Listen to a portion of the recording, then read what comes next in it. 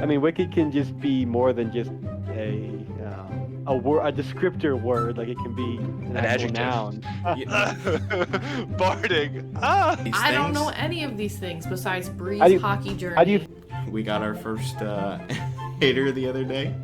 shout out to my dad? That made me mad. Now I'm triggered. Oh, and god damn it. What a pro wants. What a pro wants. Folks, welcome to episode 95 of the Bread Loves Hockey podcast. It's Dean and I today, which I actually wasn't so sure that today was even going to happen because I've been sick for the past 4 days, and Bree was sound sick great. too. Yeah, I don't sound as bad as I thought I was going to today, so I'm like, all right, yep, we're fine. Still a little minor congestion, but hopefully everybody watching is doing just fine. Seems like Dean's good to go. So Good to go. we were gonna have Gifford on this week, but actually he was having voice issues, so maybe we'll get him next go around. But appreciate you tuning in, and we've got obviously more playoff updates for you as we get closer and closer towards the Stanley Cup final. The PWHL finals have already come and gone, so we'll have to break those down too. But yeah, it's a critical time of year. The U.S. The Worlds just wrapped up. The men's Worlds wrapped up as well. I think we're in the conference finals for AHL playoffs as well. ECHL is also in the conference finals, I believe. I know Gifford texted me the other day that Florida is looking to get their fourth straight appearance in the finals and fourth straight win, which is just crazy. For an ECHL team to have that much sustained success, because you got lots of turnover. We've been talking about the Thunder, the Adirondack Thunder this past season, and what their massive changes they had from last season, where they went to the conference finals, lost to the Florida Everblades, and then they lost all their guys, and they were terrible this year. So it's pretty remarkable for them, and I don't know if I'll be really following much of the Kelly Cup playoffs, but I'll check in every now and again for you. Well, no, now that, like you said, PWHL is over, that's one more playoff that you can substitute with another. Yeah. I guess a slot just opened up, so maybe I'll check in. I'm just looking now. 2025 playoffs. Can I just see the bracket? There we go. I don't know why I gotta click on a separate thing, but looks like it's down to. Oh, actually, no. The Everblades got eliminated by the Trois Rivières Lions. The Lions are moving on, so it's the Toledo Walleye versus the Trois Rivières Lions in the Kelly Cup Finals. So there you go. No Right. fourth straight championship title for the Everblades. I don't think anybody's too upset over that, and I don't know what the history is for the Walleye and the Lion, but at least it's something different. If you're an avid ECHL playoffs watcher, and you're like, it would be nice to just get one a different team finally from the East, or I don't know how the divisions. They have North, South, Central, and Mountain. So yeah, I guess it's still East, even though it's East Coast. But then they've got teams in Idaho and Lake Tahoe and all that. So it's not really East Coast anymore. Yeah. Well, PWHL fans are probably going to be rooting for another team to win next year as well. With the Frost winning back-to-back, the first two Walter Cups in their history. And they got a nickname to put on the cup this time instead of just PWHL Minnesota or whatever. They can actually put the Frost this time. So, yeah. Well, they have the two different ones on there, though. Yeah, they'll have two different representations, but they're still considering it, of course, back-to-back for the franchise. Yeah. It's the same exact franchise. So, impressive for them. Owen and I were rooting for the Charge, which was too bad. Yeah, Dean was pushing for them as well. No one likes a repeat. I try to, I generally am like, give it to somebody else. Like, you guys got your win last year, and Looking at you, Florida. yeah, seriously. We don't, I mean, they're looking down the barrel of 3 straight finals, too, which is like, oh boy. But Yeah. anyway, what we have plenty of time for that. I guess let's wrap up PWHL first. So, that series ends in 4 games. Actually, all the series this year ended in 4 games. And once again, the lower seeded team won each series. So that's 2 straight seasons in a row where that's happened. Pretty crazy, honestly. And it was, of course, Minnesota being the 4th seed both times. And every game was overtime in the finals, right? Yes, every game went to at least overtime. Ottawa wins the first game in overtime, and so they had the 1-0 lead, and then they lost 3 straight overtime or second overtime games, which was pretty brutal. I mean, that's a pretty brutal way to lose. It's nice to get that win at first, and then you're like, okay, we lost. Now we're going to Ottawa, or excuse me, we're going to Minnesota 1-1. Then they win another close one. They were all obviously close, but they also were pretty low scoring games. It was a pretty low scoring series. 2-1 was a common final score. I think was one of the games 1-0. I can't remember if that was this this series or not. But I don't remember. They felt like they were all 2-1. they were all pretty low and just not a lot of scoring, which is too bad. But at least you're getting extra hockey, you're getting overtime, which is certainly fun. But it is tough to lose that way as Ottawa. But yeah, Minnesota was just clutch. They've been there before, of course. They knew what they had to do to get it done. And they win it at home this time because they thought that they had won it at home in Game 4 last season, and then they ended up getting the call overturned. Boston ends up winning that one, and then they take it back to Boston where Minnesota ends up winning in Game 5. So we didn't get to Game 5 this year. I think that would have been fun. Head back to Ottawa, and then you never know. Probably would have been another overtime game. Which as soon as like the minutes were ticking down in Game 4, I'm just waiting for this one to get tied up so we can head to overtime because it's pretty much mandatory. Mm-hmm. But it was fun because especially with the stakes that high, you got the potential cup on the line. You got to be paying very close attention. You never know what could happen. You look away and then suddenly the game's over. The jersey or the gloves are in the air, that type of thing. So that's good for the league. And I know in-person attendance was up about 11% for them. The numbers didn't get super crazy. I think it was like about a little over 11,000 fans in attendance in Minnesota, which I don't know if they're like keeping certain sections closed or what, because it feels like Minnesota and some of these other teams should have a pretty decent chance at filling up these buildings. Like I know for the Minnesota State hockey or high school hockey tournament, they get like that whole building is completely packed with 20,000 people just for the hockey or this high school tournament. So I would think that they should have been able to fill up the building, but I guess not, or maybe they do have certain sections that they weren't selling to fans, or maybe that's weird that it was overly priced. I don't know, but still a decent crowd.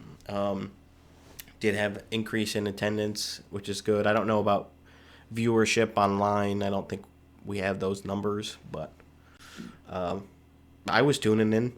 I know that. Yeah, I didn't watch a ton of this, but I mean, from what I saw, it was good hockey. I feel like I tuned in for the overtimes. Yeah. So I guess I did watch a lot of the series, but I didn't watch most of what led up to it. Normally I got a text in the group chat from like you or whoever, like going overtime again. I'm like, oh, okay, I'll turn it on. Here we go. Like, oh, it's easy enough to just turn on YouTube. Like, I just love that. It is very convenient, to have YouTube as one of the primary viewing platforms for at least the U.S. I don't think Canada has the same thing, but hopefully that continues. It was easy to throw those games on, and I just hope that more eyeballs are getting on this league every year. They had another interesting playoffs this time around, so and then with the expansion next year, that'll add a new twist into the mix. I was trying to see because we didn't know last time where they were gonna where to watch the expansion draft. Yeah, I don't know I if checked. I checked the website today to see if they had any updates, and I haven't seen anything. we're hoping YouTube, like we thought, but we'll find out. Hopefully, because it's in a couple. Well, June 1st is the start of the free agency thing, right? No, I know we did the whole timeline last week. it's June 3rd is when the protected player lists are due, and then on the 4th through the 8th is that signing window, and then I think it's the 9th is when the expansion draft, and then the 24th is the entry draft. So, I mean, yeah, that's creeping up. The 3rd is only 6 days away. Yeah. We're recording on the 28th. So yeah, next Tuesday will be when those player lists will be due, which should work out for when we were gonna record next week. We'll get to talk about those, and maybe there'll already be a couple of signings in that 5-day period there. So that'll be fun to discuss. I also wanted to quickly touch on Gwyneth Phillips, the rookie charge netminder, winning the Alana Cross Playoff MVP award. She had some unreal numbers during that run. So 952 save percentage in the 8 games in the playoffs, 1.23 goals against. I mean, she's part of the reason the final series was such a low scoring one. Oh yeah, I mean both the goaltenders were of course outstanding. Rooney. And she wasn't even the starting goalie going into the year. I guess I forget who the starter was, got hurt, and then she took over.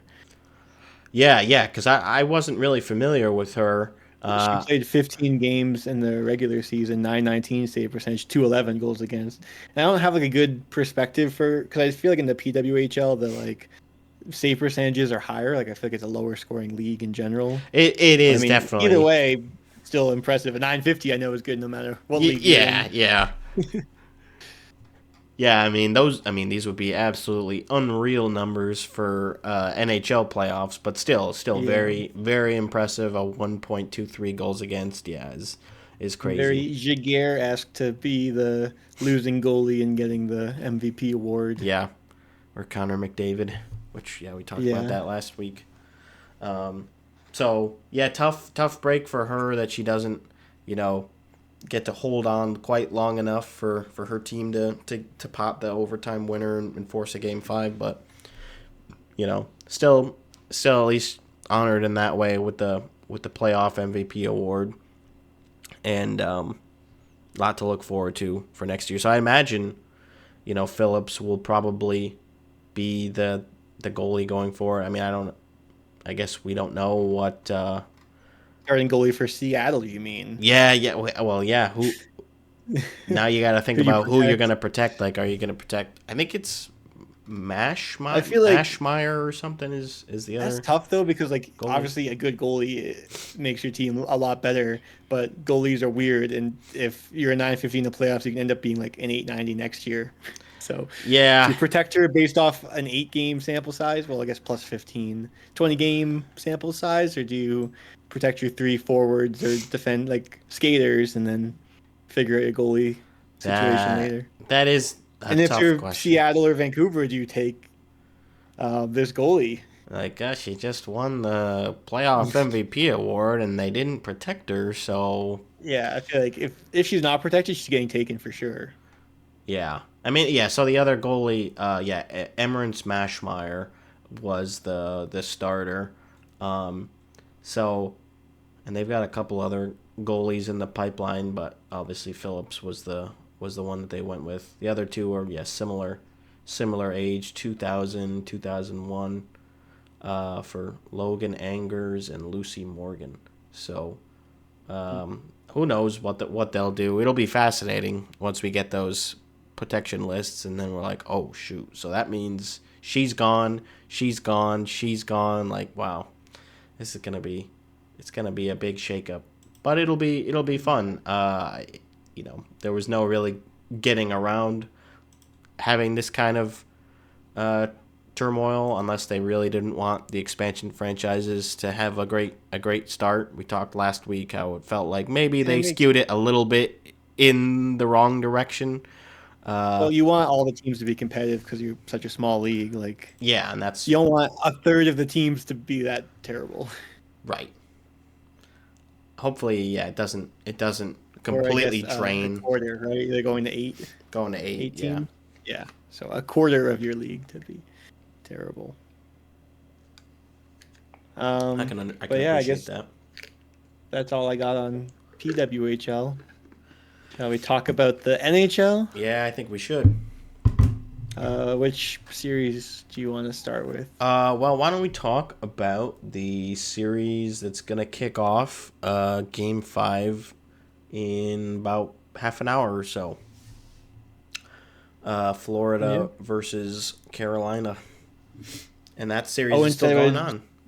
He said it would be a sweep. I said gentlemen's sweeps. So tonight, Florida will win. I had 23 cents in my DraftKings account. Put it all on Carolina last night or 2 nights ago.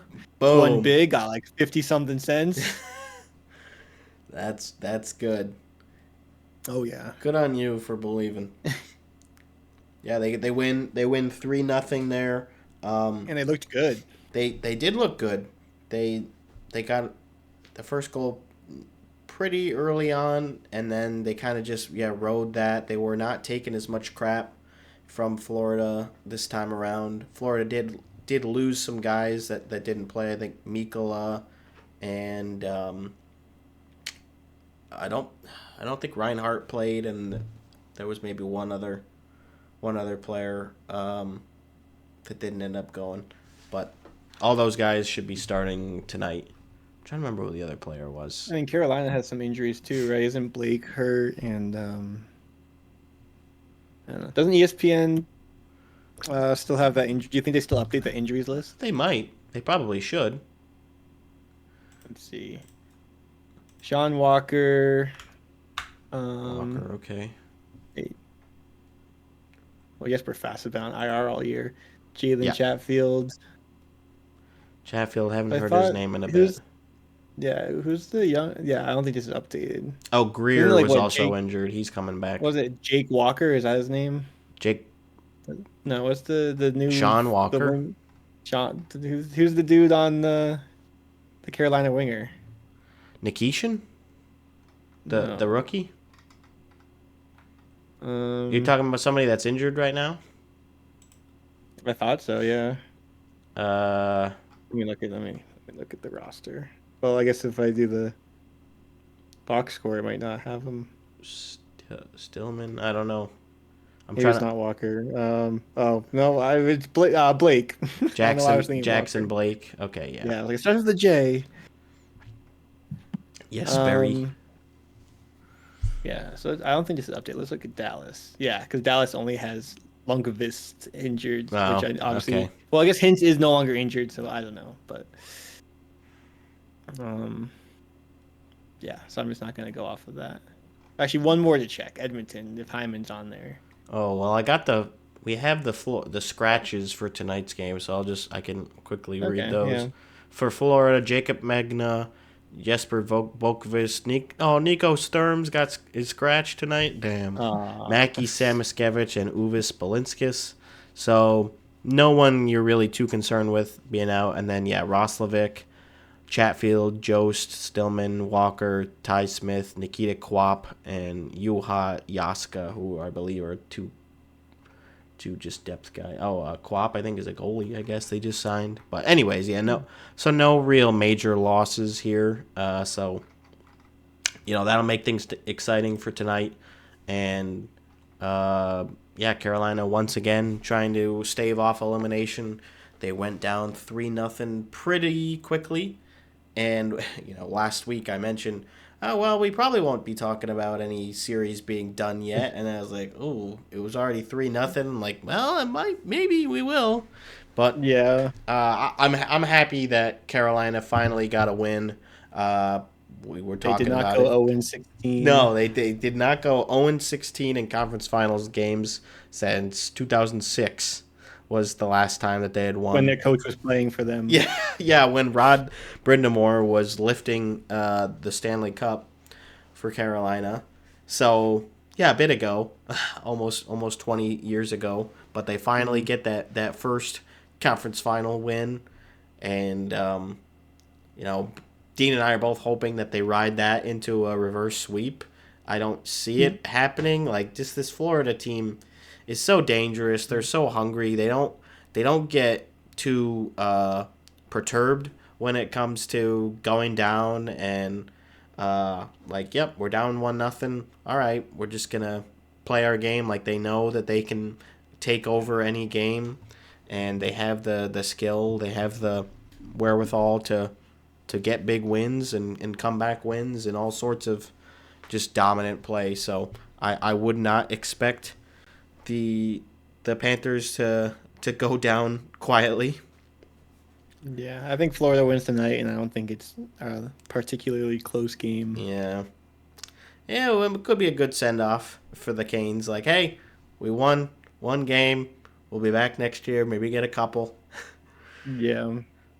I And I think people were saying, like, people were asking, is Rod Brindamore's job at stake? But apparently, like, everyone in Carolina loves him, so it must be nice for him to just not be on the hot seat. I guess if you go to the Eastern Conference Finals every year, then it's kind of like Toronto, but like a little bit better. mean, I get, and but it's like a less pressure market, so I don't know. yeah, there's that element to it. There's not a huge fan base in Raleigh. It's still big. They've been there for a while now, but And you're that losing could be to a contributing. juggernaut, so Yeah, I mean they were pretty terrible for a while, and now they've made it to the playoffs like 7 or 8 seasons in a row, which is unprecedented for them. So lot of reasons to still be happy, and you could argue that maybe it wasn't necessarily Brindamore that caused them to not advance. Like, you could look at the general manager as far as like the players, the roster construction, or injuries or whatever. I mean, not really much of a factor this time around, but in other runs you could see that.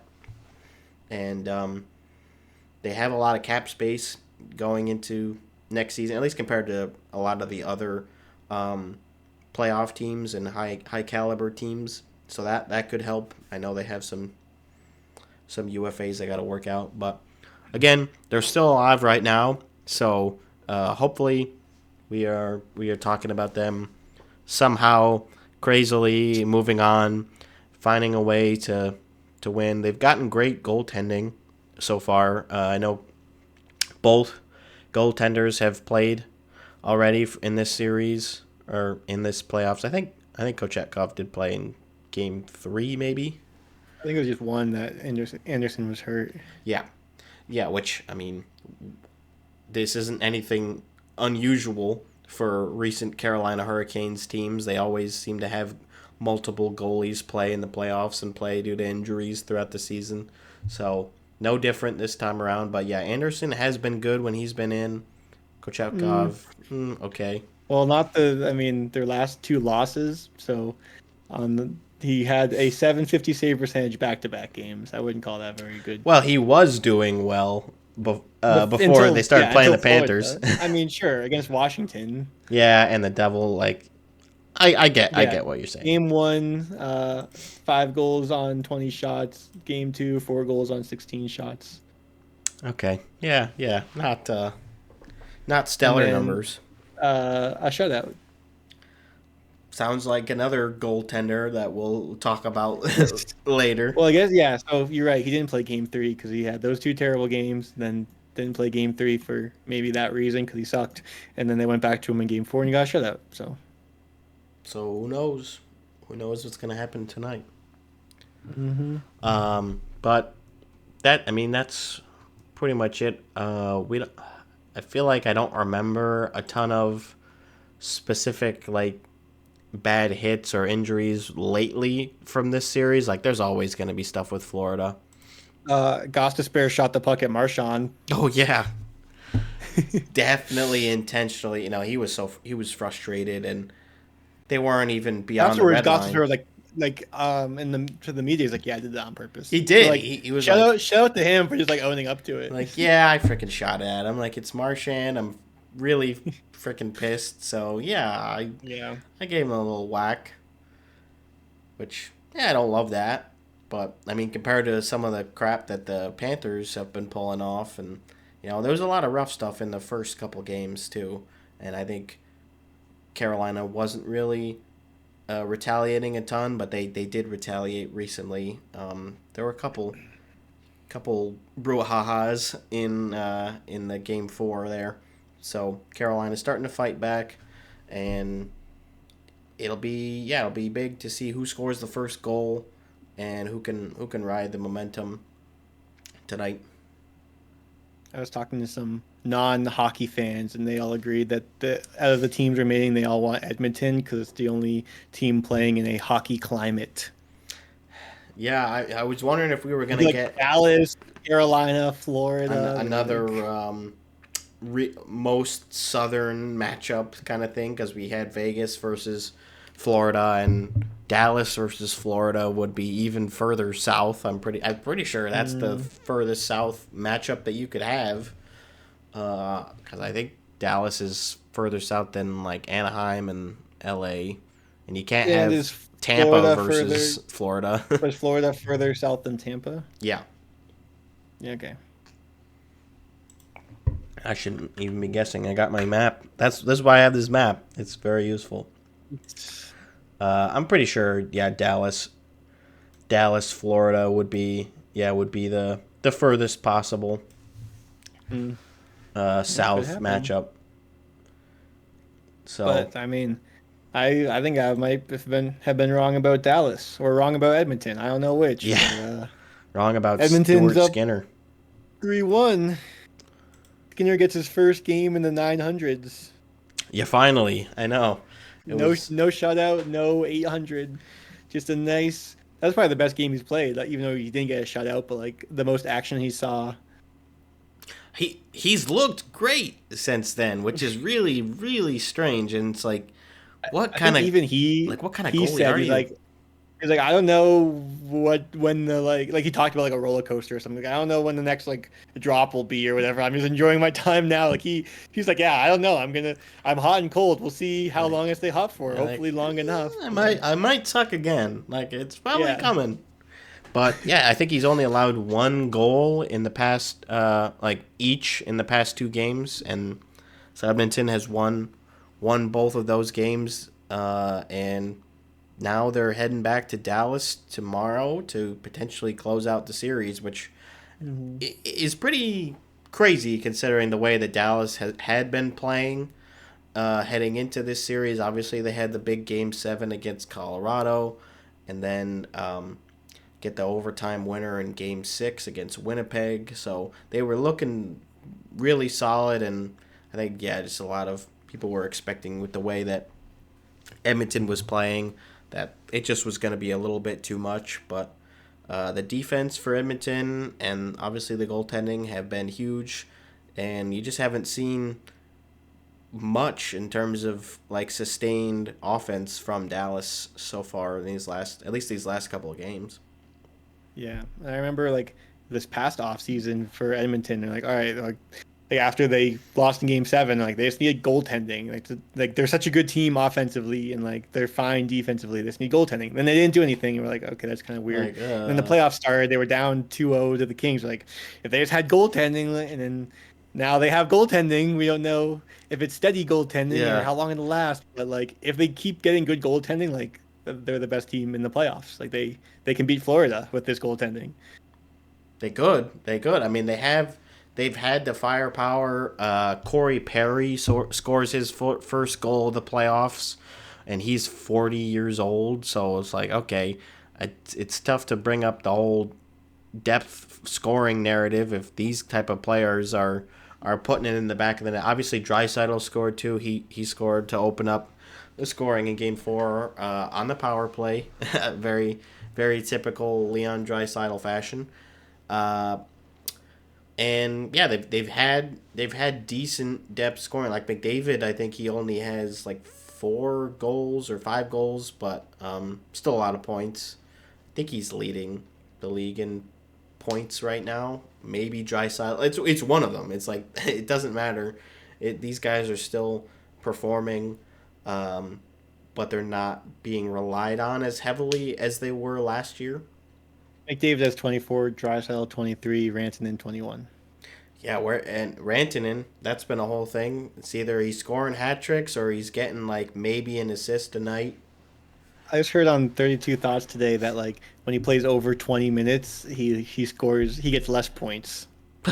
Like when he has less play time, he has better stats. But like it could just be coincidence from like ramping up in the playoffs. Like he was really hot earlier, and then now that they're relying on him more, he just has cooled off. But like it's like a direct correlation. Like more ice time, less points, which is crazy. That is. But he still is tied for strange. first with goals, 9. Sam Bennett and him both have 9. Wow. Bennett, I mean that's crazy too. But yeah, I mean you just need a little bit more from these other top guys. Obviously, Hintz did get injured. I believe he came back though and played in Game 4. The injury was Game 2, right? Because then he skated in warm-ups for Game 3 but didn't play. Yep. And then he did play in Game 4. But yeah, what do you think of that slash from? Not from Bouchard. That's the second one. From Nurse. Yeah. So it definitely wasn't a minor penalty, at least to me. It wasn't. Because they reviewed it, right? They did review it. I believe they called it a major and then reviewed it and reduced it. I'd have to confirm that, but I'm pretty sure the slash that's what itself doesn't look bad. Like if he doesn't get hurt, nothing gets called at all. I don't think. Like they're just in front of the net, and like it just hits the spot with no padding. I think. Like that kind of slash. That is obviously, yes, a slash. But, like, in the playoffs, that normally doesn't get called, I feel like. I think, well, and I know there was some discourse about it online because the rule, it's like 63.1 or something like that. It has a stipulation about if a slash, like, causes injury, then that should elevate from a minor to a major penalty. It's, like, right on the ankle where there's no pad. And then did you see Bouchard slash him like after he came back? I don't know if I saw that actually. Here. Allow me. Let's take a look.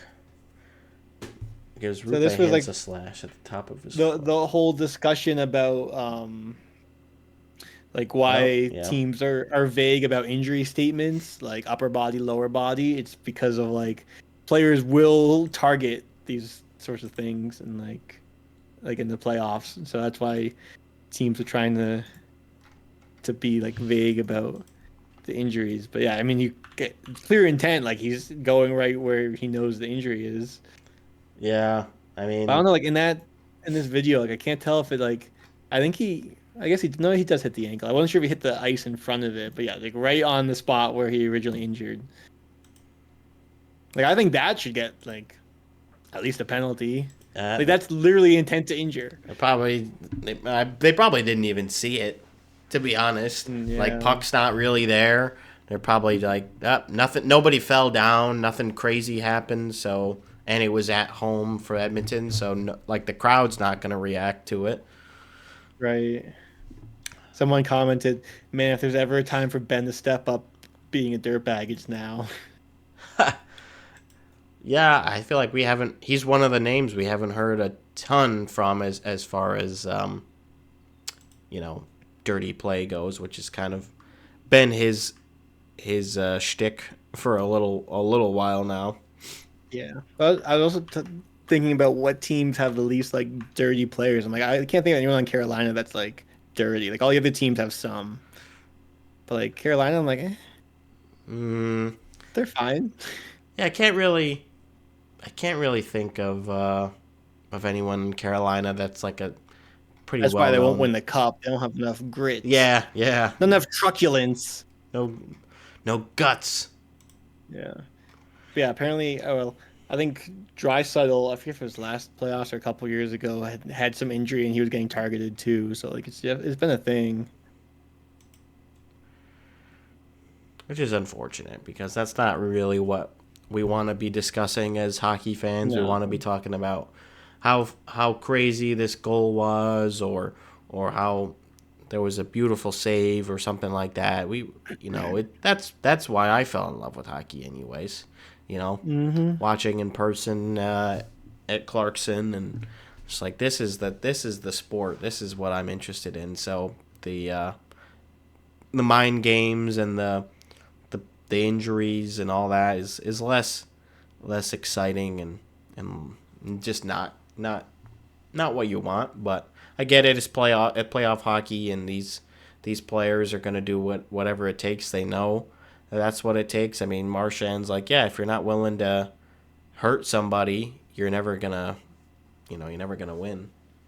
Yeah, and I So guess I get it. continuing on the injury talk, Zach Hyman left. Was it last game with the shoulder injury? And it was like a weird play. Like it was minimal contact, but it just kind of like tweaked his arm back in a weird way. Um, and that's gonna require surgery, so he's done. Which is that's so tough, and that's just the luck of the draw. Unfortunately, it's a physical sport. It was kind of a nothing play, very standard. Like you see that type of hit, that type of play all the time, Yeah, it and wasn't yeah, dirty at all. no, and it's too bad because Hyman has had a pretty good playoffs again. Uh, I've seen the jokes about how he's scored more points in the playoffs than the core four for the Leafs, and how they shouldn't have let him walk and all that, which is funny, of course, but it is too bad to see him go, and that could be a major factor for if they do move on and they play Florida. Like they're gonna need scoring from those type of guys. So it's too bad for Hyman. But again, it's the playoffs. People are gonna get hurt. We just next man up, and hopefully they have someone decent who can slot in. Has he been playing on the first line with McDavid, or was he on the Draisaitl line? I'm not sure, but I I want heard to say this the other day and I first. just looked it up. So during the regular season, 73 games, he had 59 hits. In the playoffs, in 15 games, he has 111 hits. Oh, holy So crap! he's like stepping up in the playoffs. Like Yeah, wow. um, I mean, a lot of times he's been like, well, he's obviously like a forechecker kind of guy, but kind of like taking hits to make plays, but also he's just been like throwing his body around. Um, but yeah, it's like talking about guys. Some guys like don't show up in the playoffs. He's like the exact opposite. Like playoffs come around, he just like turns it up a notch. There are just these Yeah, crazy playoff performers where they find a way to elevate their game, and it's so valuable. Of course, you need guys like that. yeah. Uh, f- the game is underway now, so we'll see how that goes. That's not gonna end, of course, by the time we finish chatting today, but uh, we could be saying later tonight in the group chat that yep, Florida's moving on to their third Cup final and looking to win back-to-back titles. hmm So Gifford we'll see. texted that he heard the parking for the Canes game tonight is $65. That's brutal. That is Yeah. tough. But you're already paying what, like $300 a ticket, so I think you could probably stomach it on this, unless you're really splurging on a once in a lifetime sort of trip. You know, Or an Uber might be cheaper. maybe safer too if you like to have a drink or two at the game. I know Yeah. at some certain sections in Florida, they had the hockey sticks that you fill up with beer. They had those offered again. Carolina has done that in the past too, so those are fun. I like that. I like that sort of stuff. I guess to wrap up playoff talk, the Bread Loves Hockey podcast bracket. Zach Spears is in first, and I think he pretty much has the win solidified. My sister's in third, and they have like the same bracket, but he's grabbed a couple more points than her. I'm still in second. Hopefully, I can end up in second. Not that, it's not first, but at least it's something. It's podium. It's podium. And where is Brendan on here? Keep scrolling. Keep scrolling. Oh, you're Gary's Nightmare. You're in 10th. 10th out of what? 14, 15? 16. Hey, 10 out of 16. That's still not good. But on the hockey pool, you're in 9th out of 28. I keep like slowly dropping a little bit. I thought I'm it was doing 14th, okay. McDavid finally getting a couple goals. Fourth. Nice. Respectable. Yeah, that's Zach's in great. 13th on that. I'm right, or he just passed me. I think I was ahead of him for a while. But I don't have too many guys left. I think I didn't get the Atlantic or the Pacific winner, so that didn't help. And then I'm not going to get Conn Smythe or Stanley Cup winner, so I think no more hope for me on this. Yeah, I think I'm gonna just continue to fall, especially because I have Harley, and McDavid, so like one of those guys is not moving on. Same with I've got Aho, and Forsling, so one of those guys isn't moving on. Those are my only players left. No goalies, no Stanley Cup winner.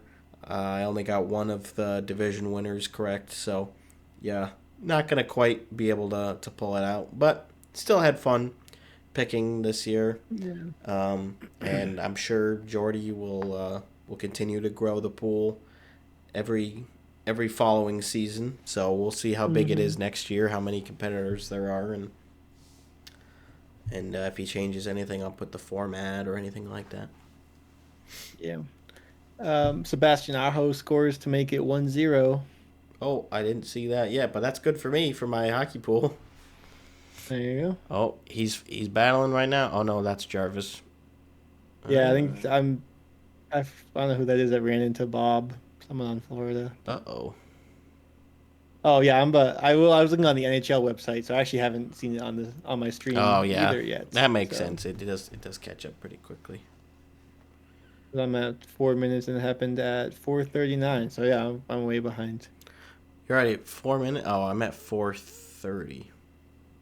Well, 15, 20. Yeah, I'm at. Oh, here's the breakaway. 15. Yeah, there we go. That's it. Nice. I'll get there eventually. I'm at 15:45. And everybody watching is like, the series is over. Like you guys are, Yeah. you guys are talking about. Yeah, Florida came back and won this. Like that was the only Aho goal. It was 5-1. Yeah. Yeah, you guys are gonna be disappointed after that. I kind of like that though. Like on podcasts when they're watching games, I know what happens. Like, oh, here's the breakaway. yeah, there we go. There it is. That was a nice goal. His 6th of the postseason. 7-hole. 7-hole. Yep. Boy.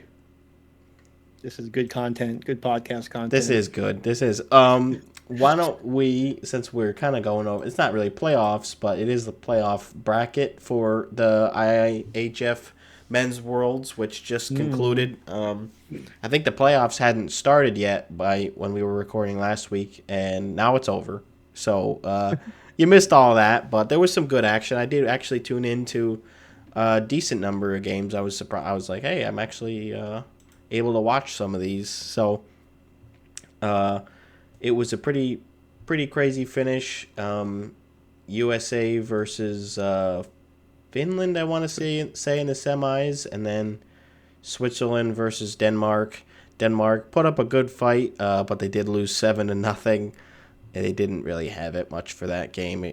It was over pretty quickly. There was this long, really drawn out review of I want to say it was the first goal of the game from Switzerland, where it was like a shove with the foot kind of thing. That But was so crazy how long that took. it was brutal, and the TSN commentators were getting all up in arms about how long it was taking. What's his name there? Mike Johnson. Like, he's always like, "Come on, boys! Like, let's go! Like, you got to make a decision here." And they did. Like, I think they made the right call. It just took forever. Yeah, to me, it's pretty clearly not a kick. I'm like, why are they taking so long? I know. It doesn't look like, I don't know what they saw that I didn't, but I was like, this looks pretty cut and dry to me. Apparently, there wasn't enough of what they saw to overturn the ruling, and ultimately, it wouldn't have made a difference. I mean, Switzerland just had another gear. They've got, current NHL players on that roster. I mean, Denmark has Ehlers, I guess, but that's pretty much it, I think, for active NHL players. Maybe a handful of other ones, but yeah, they didn't quite get it done. So Switzerland advances again, and don't get the gold again. I think they've made 4 final appearances in 13 years, and they've lost all of them. So it's a tough. They don't have a lot of NHLers either. They had that goalie who's like a Swiss legend. Apparently, he's like 5'10". There's a lot of these guys. He had a great game. Yeah, he did. I mean, it was a 1-0 overtime game. 0-0 going into OT. Yeah, but there's a lot of these Swiss guys that have been on a lot of these like world's rosters, and some of them were, of course, on the team. I believe last year they also went to the finals and lost. So it's a tough break for them. But on the other side of it, USA gets it done. They looked great. Men shutout. Tage Thompson with the overtime winner. So looking like we should have had him in the Four Nations, perhaps. Could have used an overtime goal. There were so many people saying they were surprised that he got snubbed over a couple of other picks that they had for that team, where it's like Brock Nelson. It's like, really, like a 33-year-old over Thompson, who's got like that experience. 26, 27. Well, he didn't do. He's been there before, Brendan. Yeah, so give somebody else a chance. I mean, nobody had been in Four Nations before, but played internationally. So yeah, they could have used him, and he does end up getting the winner and breaking the U.S.'s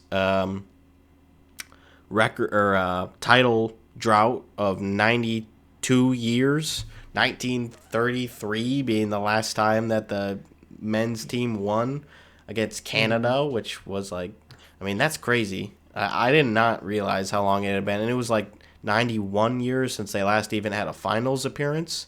So pretty crazy run. Think about, like, I mean, obviously Canada's a good team, Finland's a good team. Like, how many teams are there that can like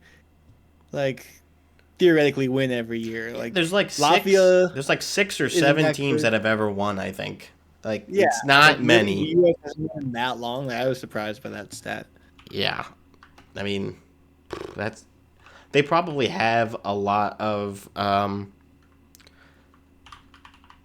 players that are not eligible to play because they're like still in the playoffs, maybe. But all Canada has these issues too. Like, all these teams are gonna have those problems. So I don't know. It is pretty crazy. After they won, did you see Zach Werenski run to the locker room to get Goudreau's jersey? Yes, I did. That's great. Yeah, that was awesome. Had him his jersey right in the all the different like events that they've brought out his jersey or like honored him. Like, definitely meant a lot to these players, and like obviously he would have loved to be there for this. So like it was just a nice touch to have that. Yeah, like holding up the jersey for the photo and everything. Yeah, I mean he played in 5 different World's international competitions. So, I think he was a big part of that group. Werenski being a former teammate in both international and NHL competition. So big connection there. He totally made the right call grabbing that jersey, and it's unfortunate the way that the Columbus Blue Jackets and the NHL and the hockey world have had to deal with the tragedy, but it has sparked a lot of I don't know, confidence or just spirit to get these U.S. teams to push forward. I mean, looking at this tweet from Frank Saravalli, he said with the men's World's win, it's been quite a year for USA hockey already. They win the gold at the World's men's. They get silver at Four Nations Face-Off. Again, didn't get that overtime goal from Tage Thompson we would have liked. Boo, Canada. World Juniors under 20 men, they get the gold. Under 18, they get bronze. The women win the World Tournament, and they get silver at World U18. So, and then at the end, bring on Milan 2026. So, yeah, that one's going to be a big one for sure. But, yeah, pretty impressive for USA hockey. And, we've kind of been the ugly stepchild for Canada for a long, long time and just couldn't really compete with them. So it is nice to see that we are competing and we can do what it takes to win. Mm-hmm. I'm just looking at the list of the men's world champions and scrolling back at the beginning. It's like, first 1, 2, 3, 4, 5, 6 events, all Canada. Some of these were the Winter Olympic Games ice hockey tournament held that year counted as the World Championship. So Great Britain has one of those wins. And then, yeah, Canada, Czechoslovakia with a couple, Sweden, Soviet Union, United States back in 1960. But again, that was also Winter Olympics instead of the regular championship. So, yeah, it had been a long, long time. My gosh, the Soviet Union in the 60s, 70s, and 80s were just dominant. Russia, Finland, Canada, Sweden. Yeah, I'm just seeing who. Oh, Slovakia, they've got a win. I think that might be their only win. Czech Republic. That's why the Sweden. Miracle on Ice was such a big deal, beating the Soviets. Yeah, Well, absolutely. A big deal for other reasons too, but also they were just really good. Geopolitical reasons, yeah. Yeah. But it is cool. I mean, yeah, 4 different winners in this tournament the last 4 years, with U.S. Czechia winning last year against Switzerland. Sorry, Switzerland. Canada against Germany, and then Finland against Canada in 2022. So it is cool to see just more countries, more teams being represented, especially in the medal games. Latvia got their first bronze medal in 2023, and it's just cool to see that and see what teams are coming back next year. I know we did get word that Russia will not be competing in the Winter Olympics this year, so we won't see them, and France will be replacing them for hockey. I think there was one other team that wasn't going to be allowed back. So that stinks for the Russian players. But, they've been dealing with this for so long, and it's probably not a major shock that they weren't going to be eligible to play. Yeah. Yeah, which is, again, too bad as a hockey fan that just wants to see the best players compete, but I had no control over it. So I just get to enjoy the tournament. Happy for Pierre-Edouard Bellemare and whoever other French players, I guess, that Used get to have to Olympic compete. hockey back with NHL players. Yeah, absolutely. I can't imagine Italy would have a team. Maybe, but probably not. Yeah. They get I know we host had this country in advantages. in the other section, the NHL awards, but we could just quickly mention that Ovechkin was named the winner of the Mark Messier Award, and I know last year was Trouba, and we're like, and I feel like the last couple winners of that award were like, but like it makes sense for Ovi. Yeah, I I mean, guess I don't know, Stamkos, Kopitar, Bergeron, Giordano. I guess those are all good. I guess it's just a 1 year. Like just it's really just Trouba. Mark Messier picks a guy. It's really just Trouba. The other ones, I'm like, yeah, that's fine.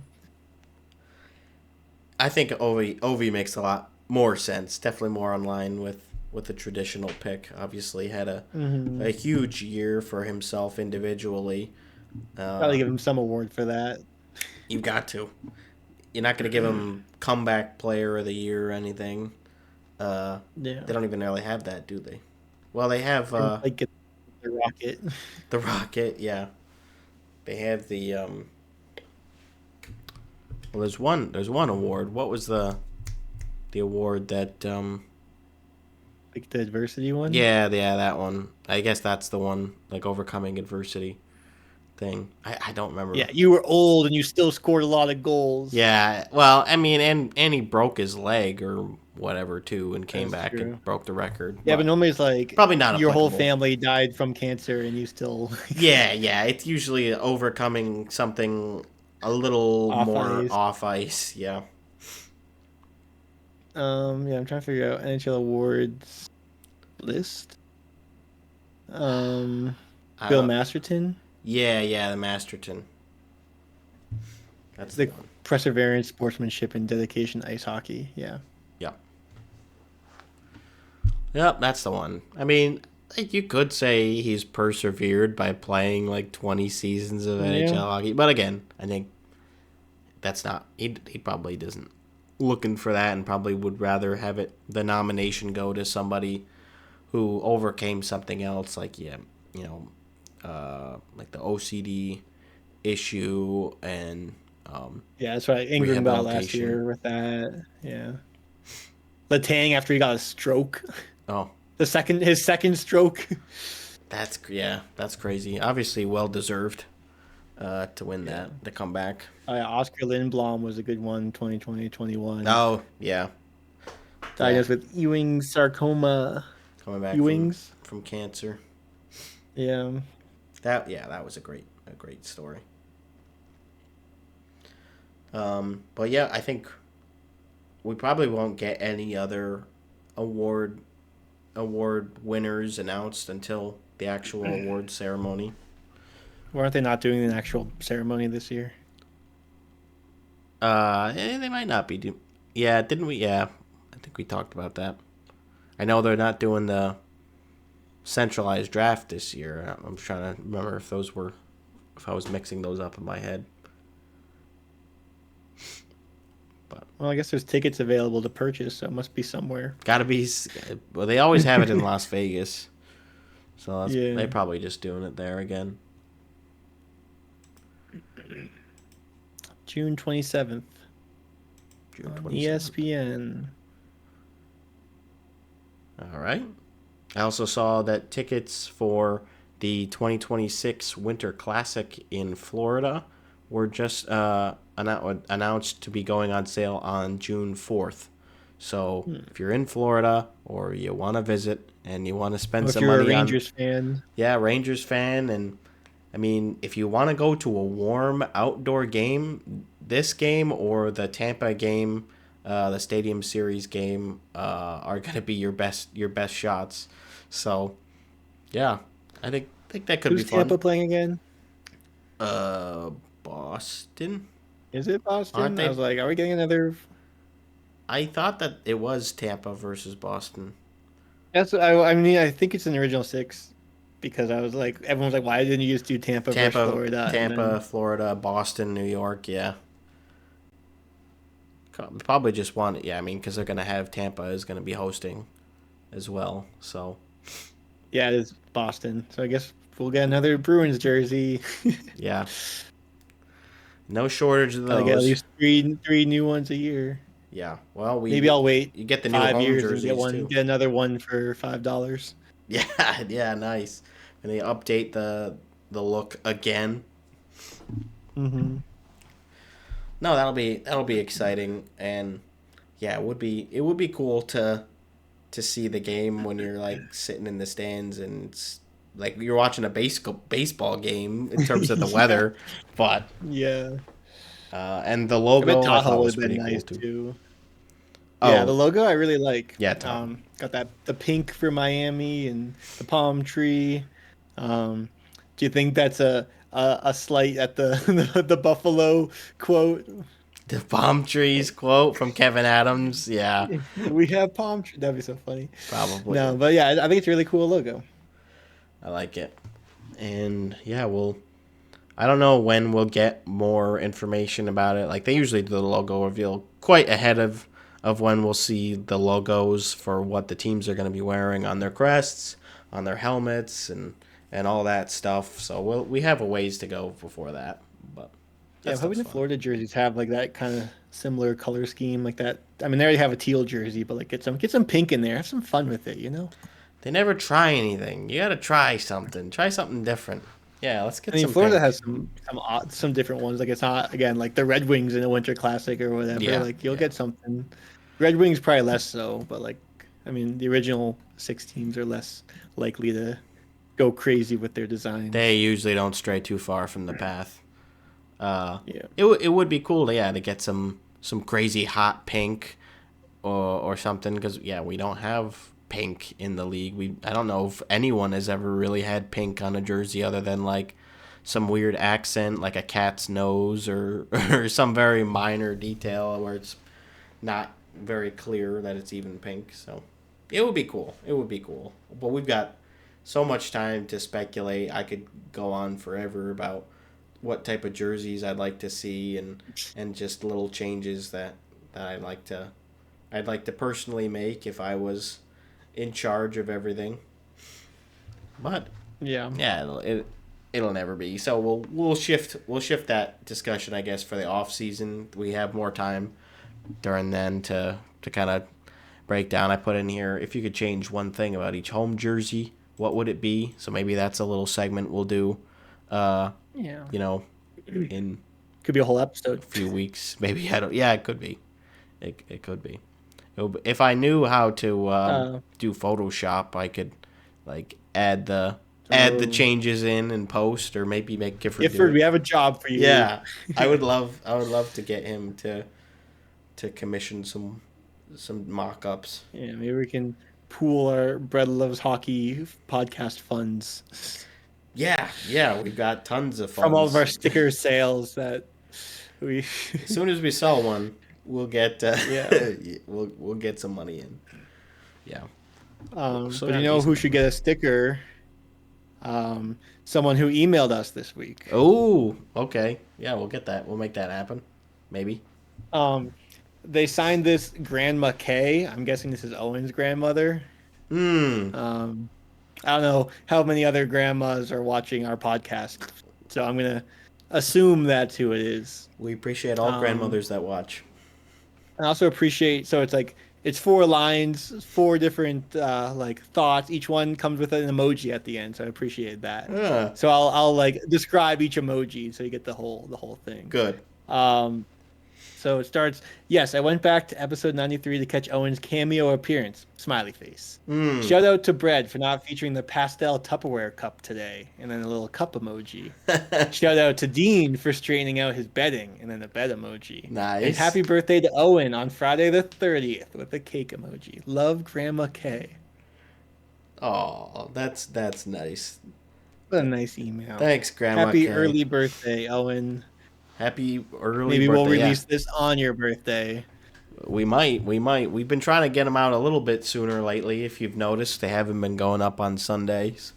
Just so we're a little more up to date when these release. And Yeah. I think last week's episode was doing all right, and it took me a little bit to get that one out. It was just crazy timing with I had a concert on Friday night, and I was so dead tired. I couldn't stay up late That's enough probably to how you upload got it. sick. Huh? I was actually starting to feel it before I went to the concert. Okay. Bree got sick and from her coworker, and then a couple days Mm. later I got it. So I was just waiting for when it Yeah. was gonna kick in. I'm like, I'm not gonna escape this without getting sick. So It was Right. unfortunate, but yeah, it is what it is. So hopefully this week we'll get it up. Yeah, maybe it'll be up on Friday, and we can title it "Happy Birthday, Owen" or something. There we go. But yeah, Grandma Kay is the second person to mention my bed, which is funny because I haven't done anything different. I wonder if it's because now that I have a new desk, so my monitor is a little bit more this way, so there's less view of the bed, so maybe it looks cleaner. But Hmm. I guess all the blankets are piled on that side. But like my mom's like, "Have you been making your bed?" I'm like, "No." I'm like, maybe it just happens to look neater. It But doesn't look whatever. I too guess bad from here. yeah. I mean, no added effort and better results. That's all you can hope for, right? That's what I'm always shooting for. Yeah. That's great. Yeah, I think things are Then looking we pretty good. have some hiring news.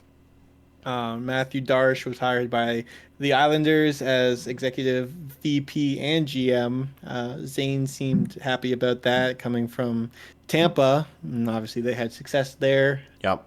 So we'll see if he can take some of that and sprinkle it on the Islanders. I am sure the first overall pick will help with that, but he probably knows going into this that there's a bit of a rebuild ahead, and it's not going to be the Tampa Bay Lightning right away. But No. um, seems like a good hire.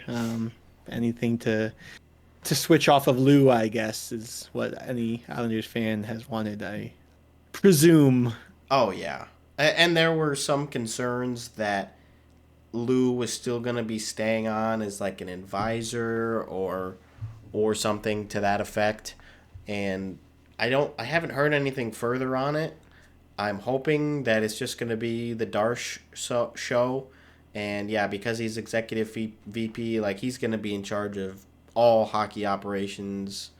Uh, so big role, obviously a very sought after role, and I know he had some potential opportunities in the past to elevate from assistant GM to a full time GM elsewhere. He had different interviews and he was finally able to land here this time with the Islanders. So I think that's good for him. Again, it's just interesting to see new general managers, new head coaches as well, and yeah, I think Islanders fans are actually pretty optimistic. It helps winning the draft lottery, of course. That will immediately make fans happy, make fans excited. And now we've got a new regime coming in. We'll see if any other changes are made. I haven't heard anything about Patrick Waugh not coming back, so I think he's gonna at least be there to start the season, and then we'll see where things go if they feel like he's holding them back to maybe make another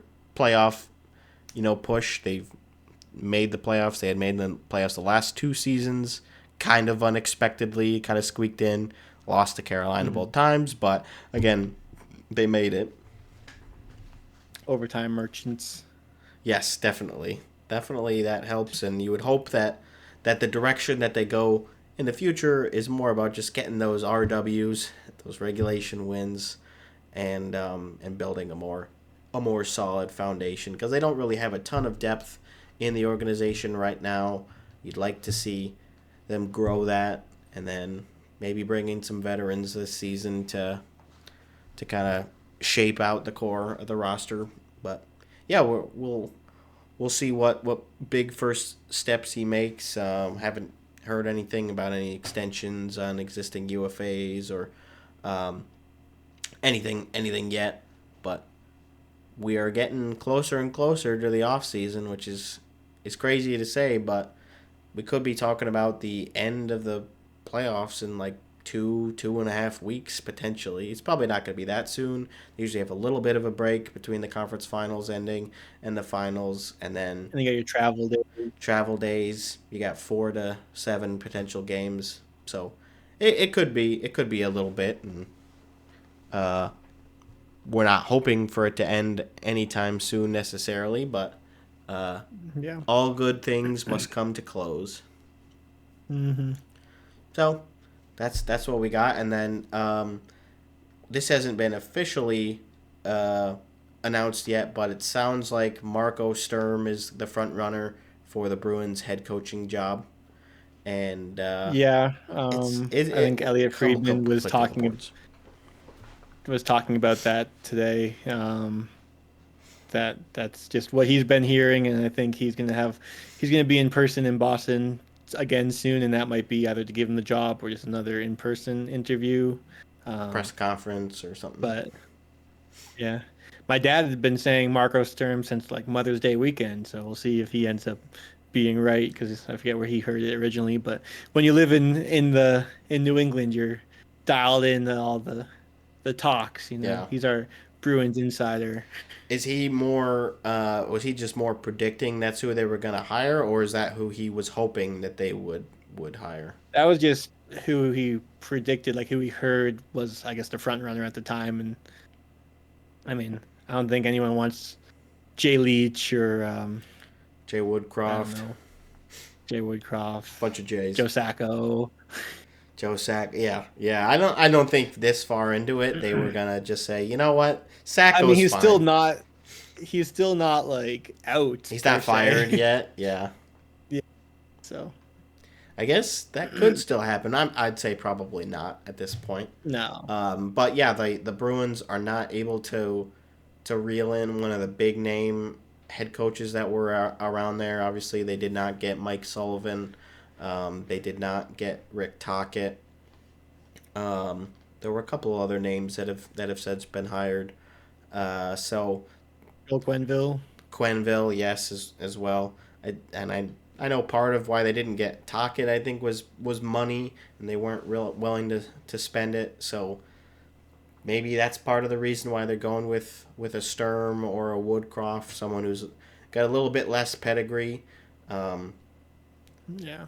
It might be one of those hired to be fired sort of coaches where they're there for a couple of seasons while the team is rebuilding, and then once the team needs to get good again, they fire them in the middle of the season, and then bring some more experienced guy in. That seems to be the way these teams function. Any excitement from you if Sturm is the guy, or you don't really know what to expect?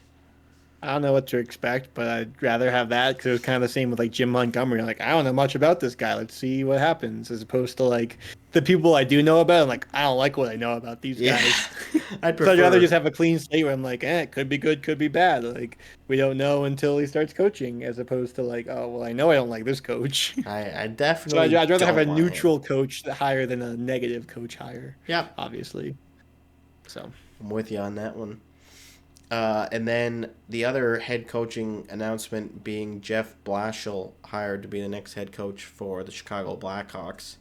I was looking back at his resume. I did not realize that he had been the head coach for Detroit for like pretty recently. I think it was like 2022, 23. He had been there since that like recently. 2015 or something. Yeah, He's been there since I guess who that's was it that since Babcock left to go to Toronto. Yeah, so 2015, 2016. Yeah, 2015.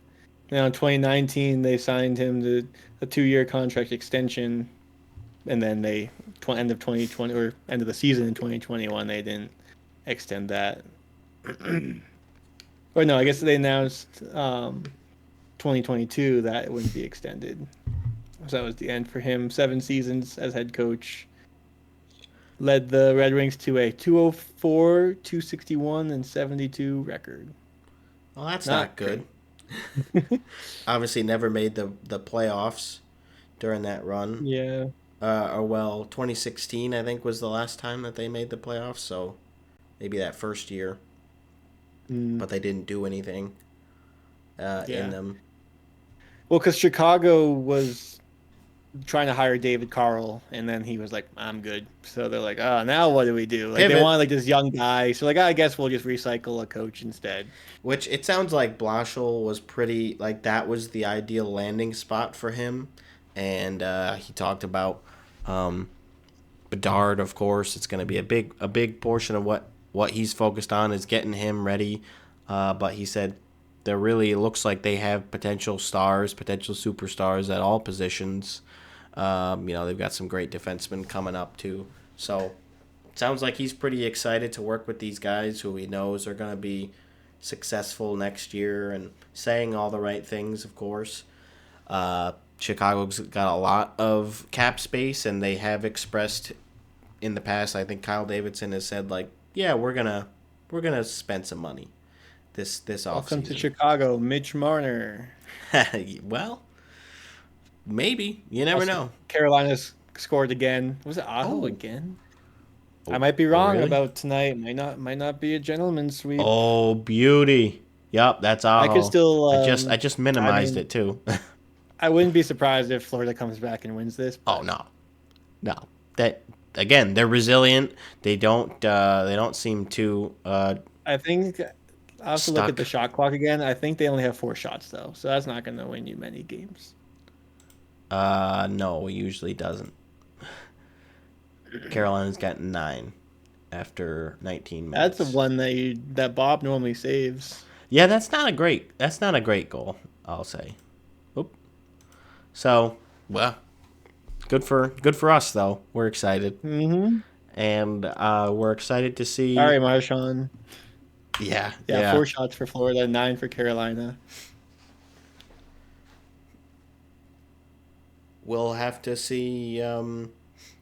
What other head coaches get hired? We don't have too many vacancies left. Again, Bruins still that has to be finalized. Seattle. Seattle, I think, is the only one I think really. Boston and Seattle are both kind of close Yeah, I haven't to heard much finalizing. on who the finalists are for Seattle. Seems like that's been pretty quiet. Was Maybe that the one? I keep forgetting his name. Is it like Kevin Love or something? Kevin Love. Something Love. I Oh don't. no, that's a basketball player. Oh, Um, I don't know. NHL coach Love, There you go. Mitch Love. Mitch Love. I do not know him. Is he a college coach or AHL or something? He's a Canadian former ice hockey player. Oh, He's currently the assistant coach with. That's all the preview gave me. Coachella Valley. Washington Capitals. Oh, okay. Yeah, I mean that's again. I like seeing Oh, that. one day ago, Mitch Love and Marco Sturm finalists for Bruins coaching position. But that's when Elliott was like, I'm thinking mostly Marco Sturm. So maybe, yeah, I don't know who Seattle was. Me either, but we Oh, the will keep you Penguins. posted. The Penguins. Mitch Love is the right choice to lead the Penguins. That's the other team, right? Oh, because they still haven't replaced Sullivan yet. We talked about that Yeah. last week. They have not yet Yeah. hired somebody. So, okay, yeah, that could be fun. Stay in the Metro. Obviously, pretty familiar with the Penguins, I'm sure. If he's been Hmm. around Washington for a little bit now. Yeah. Oh, and then while we're on the coaching, like, I guess, upper management hiring discussion, there was people talking about, like, how the Leafs, one of their big advantages, like, since, there's a cap that you can spend to for players, but not for, like, coaching and stuff. It's like, why doesn't Toronto, with all the money they have, just be like, oh, this guy in Florida, like, their GM, he's really good. We like him. Let's just pay, like, let's just double his salary and get him. It's like, yeah, I mean, I guess that would, like, same with coaches. I mean, I guess they have had, like, big name coaches, but, like, yeah, you should have, like, the best scouts, the best GM. Like, it's like, you have all this money. That's where you can get the advantage. I'm like, that's a good point. Well, I think they're going to invest all that money into sports psychologists this year. So at Maybe. least that's But then what they someone else should be was like, doing. well, it depends if you're just trying to make money or win. Because if you're trying to make money, they're doing a great job. They make the playoffs every year and get ticket sales. They And make then, plenty of money with yeah, but if they making the want to win, then playoffs. they would do this. If they're just happy making money, then just keep doing what you're doing, I guess. They do seem pretty happy making money. Like, Yeah. I don't know. And Why spend more money when we can just keep making the playoffs and milking ticket sales? yeah, I mean, And you get jersey sales because they get thrown on the ice, and they'll probably buy a new one next year. yeah. Once October rolls around, they're like, "Damn it, I'm a They'll freaking be Leafs fan back. They're again." always back. Yeah, because they know how loyal the fan base is, despite all of the huge playoff missteps, and that's a light way of putting it. I Mhm. think they just take it for granted, and they don't always put out the best product, and they don't always, treat the fans the best. I think they do okay, but definitely a lot of corporate greed and just we talked about it when we visited how it didn't feel like a very welcoming, a very sports related venue. It was all concrete. I mean, I'm sure it's an older building, and they are doing renovations right now. But it just did not feel like a super welcoming, really we bleed blue sort of building to me, and just other statements I've seen from them from MLSE and the policies that they enact with pricing and all that. It's just a little informal and not as hockey related as you'd like it to be, I guess. But I don't know. Yeah. That's just corporate companies in general, just looking out for money. Greed. Yeah, but they would make money if they sold conference finals tickets and Stanley Cup finals tickets and But they have to playoff pay merch, twice as much. cup winning merch. Yeah. Yeah, I don't know what. There's so much to say about them, so I don't want to get into it too crazy. So yeah, Carolina's up 2-0 end of the first. Do you want to just quickly wrap up with like your playoff predictions for the two series? And cup while we're at it. You know what? Why I not? think that's Pick 3 series. I think that's fine. You can be bold like me and pick the two teams that are up 3-1 in the series to win the series. I mean, I was leaning towards it. Like it's tough.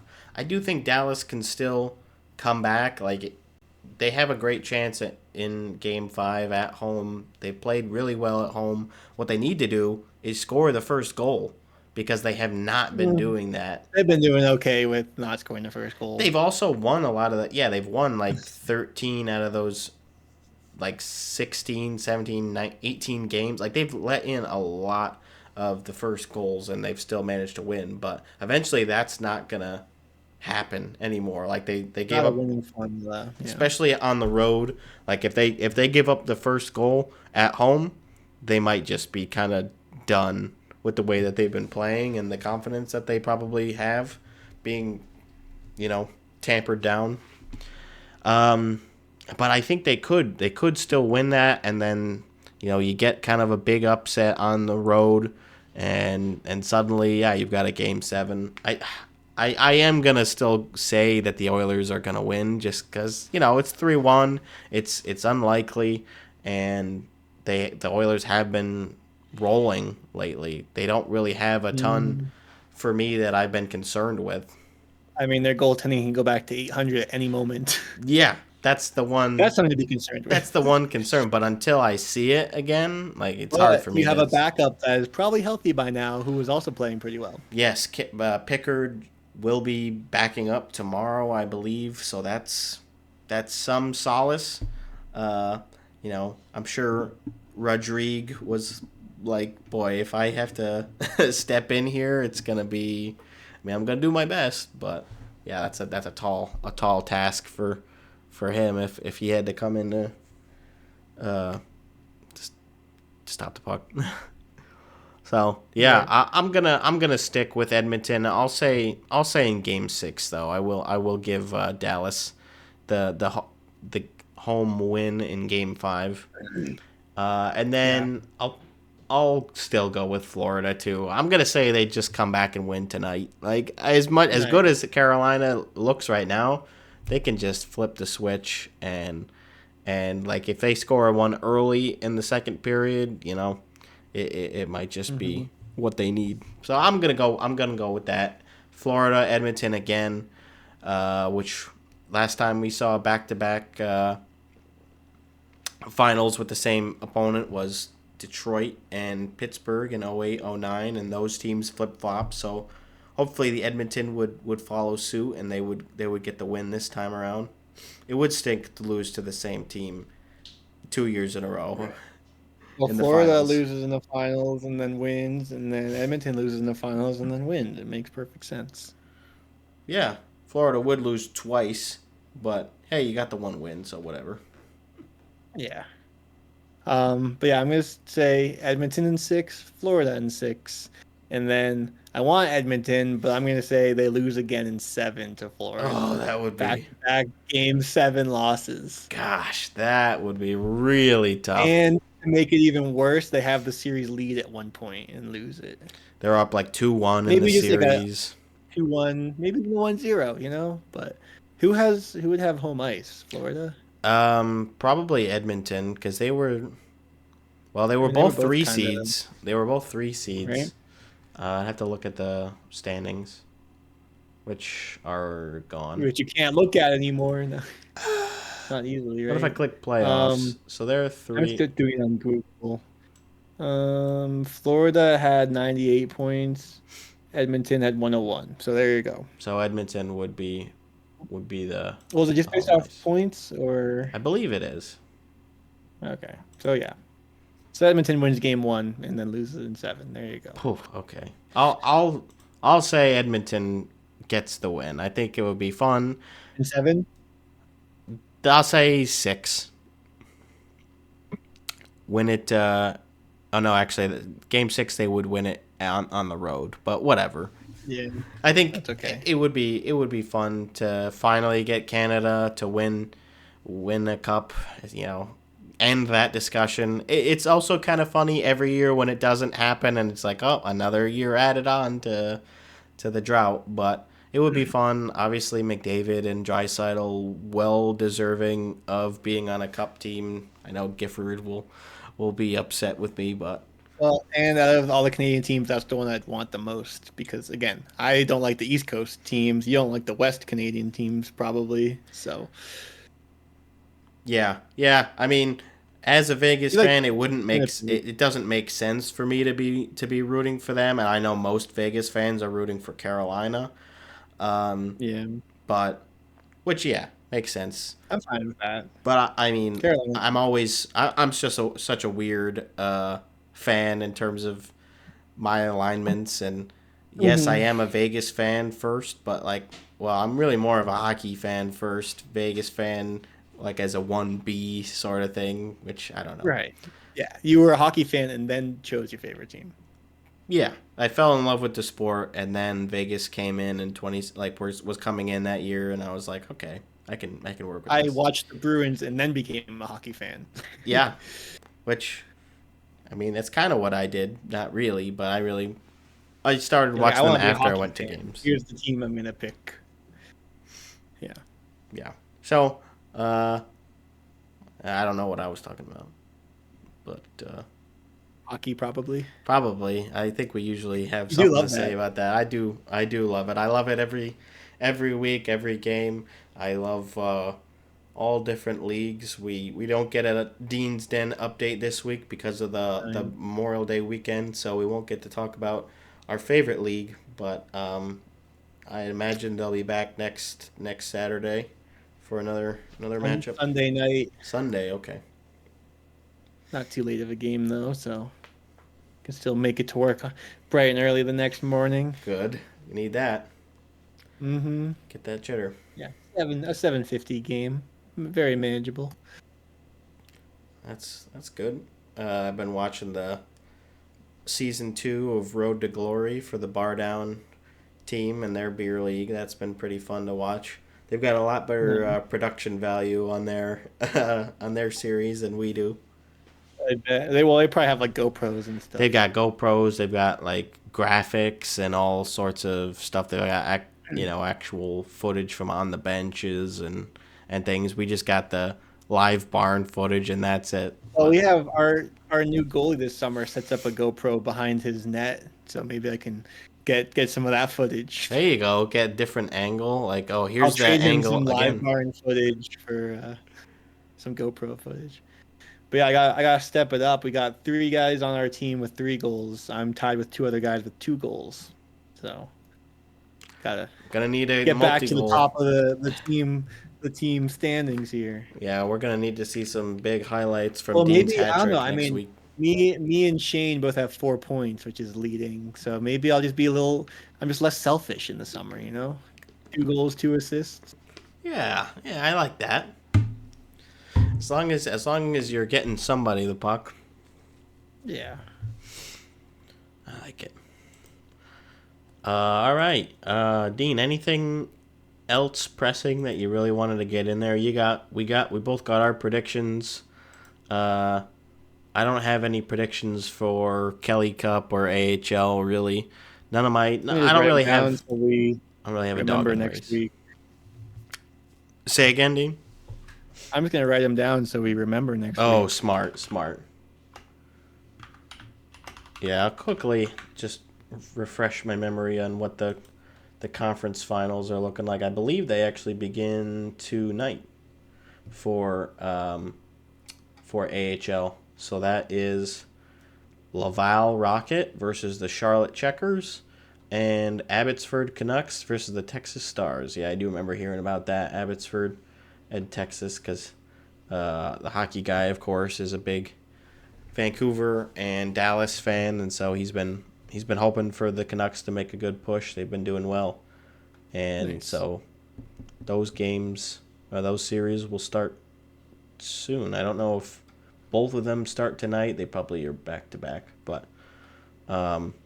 And Hershey got eliminated early by Charlotte, so they've been the reigning champions for 2 or 3 seasons in a row.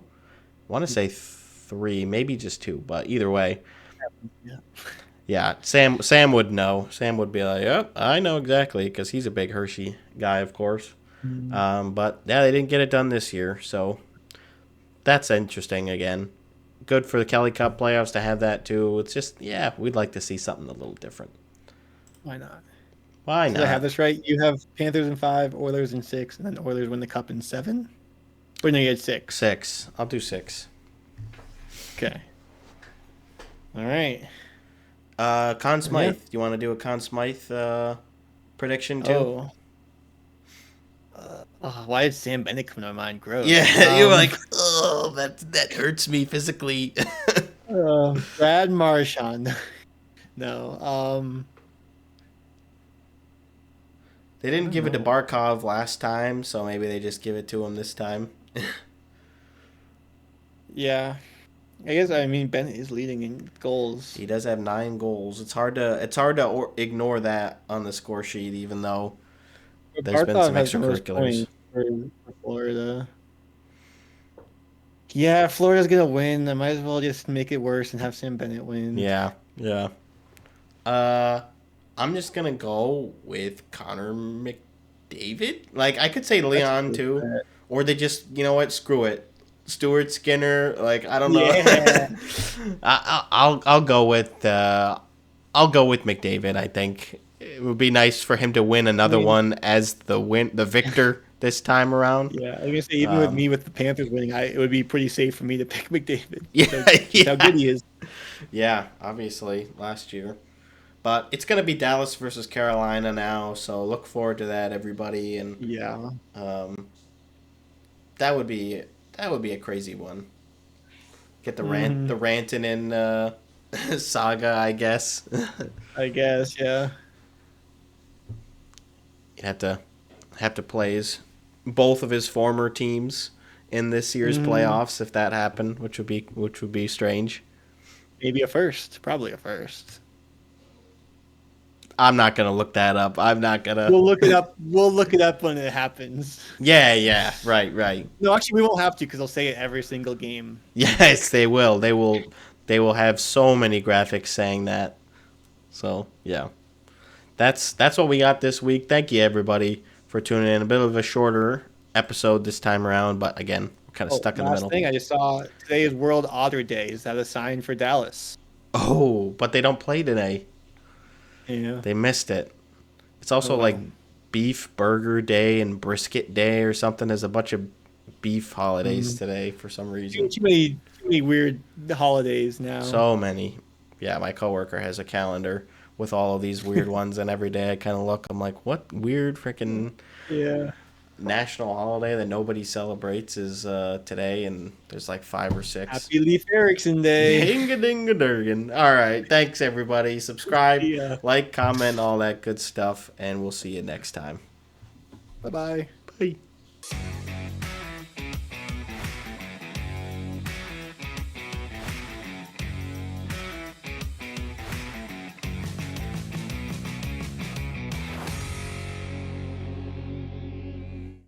What if I talk while I clap? Does it? If I haven't heard picked something up? for a second there.